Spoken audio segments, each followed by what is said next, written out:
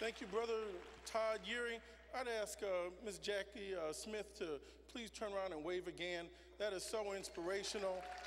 You hear so many things that's wrong with this generation, but this generation gives me hope for the future. They are changing the face of everything. After Parkland, they had a fight back, a pushback. They're going to challenge the gun manufacturers.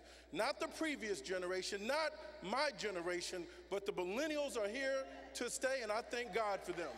They're not going backwards. Our brother and friend, Reverend Courtney Carson, stand up, Reverend Courtney, came up this morning from Decatur, Illinois. You've heard of him in the Decatur 6, young children having an altercation. By the time the news media put the lights on it, they in turn said this was violent. No one was hurt. I tell my brother, Reverend Courtney, man, you couldn't hit. Nobody got hurt in the whole fight. And my father, Reverend Jackson, came down there to support him. But Reverend Courtney Carson comes today from Decatur as a school board member, a college graduate, a minister. He brought his best friend. I'm going to ask you to stand up, Sheriff. His best friend ran for sheriff. We've got a new sheriff in Decatur, Illinois. Our sheriff told us every vote counts. Listen to me carefully.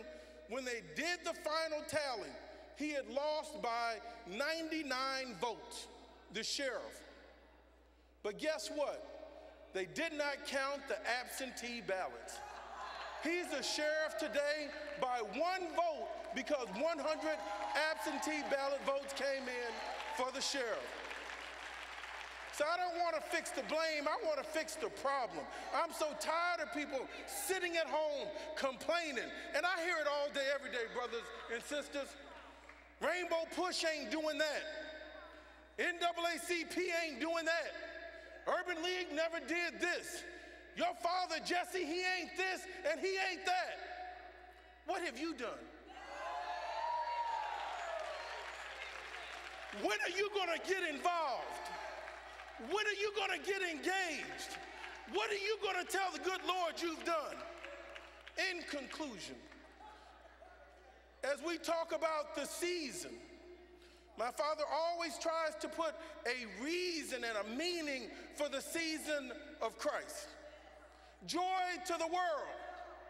The lowest person, the poorest person should feel some joy. The gospel is free to all. A teenage mother and an unemployed father. I can't help but think about Joseph the carpenter and Jesus becoming a carpenter. That was a bad business then. It's a bad business now. Why? Because you have to lend as you're a carpenter. You don't get paid in advance. You've got to do something. We've got to have that spirit, that ethic. Can you do something? Are you willing to give something? Carpenters get cheated every day. I know you know of one bad carpenter, but there are many good carpenters. I had a gentleman working on a job for me. While he's in my house working, somebody that had no skills and no desire to work broke in his car and stole his tools. The carpenter had to finish the job for the price that he had already established and then had to go buy some more tools. That's cold-blooded. We want our children to learn, to build, to grow. We've got 61 cranes up over the skyline of Chicago. Not one African American in it. There are 125 cranes up over Manhattan. Not one African American in it. 1% unemployment in downtown Chicago. 20% unemployment in the neighborhoods. Where would Joseph be? In downtown or in the neighborhood? We've got to make room and employment opportunities for those that have the skills, those that want to get the skills. We can make a difference. Brothers and sisters, it is my privilege and my pleasure to bring on a person that's going to introduce my father. But before I do that, I've got to say a very special thank you. Come on, beautiful young lady.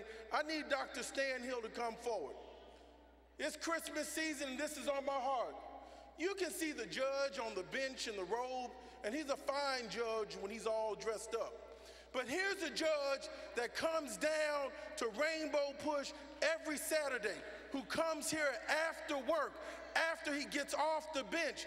He doesn't want to fix the blame. He wants to fix the problem. He knows when he can expand the vocabulary of our children and give them social skills, they can navigate our society and they can open any and every door. Judge Stan Hill, I want to say a very special thank you and a Merry Christmas to all the hearts that you touch by working with these children to make them our orators and our leader of the future. God bless you.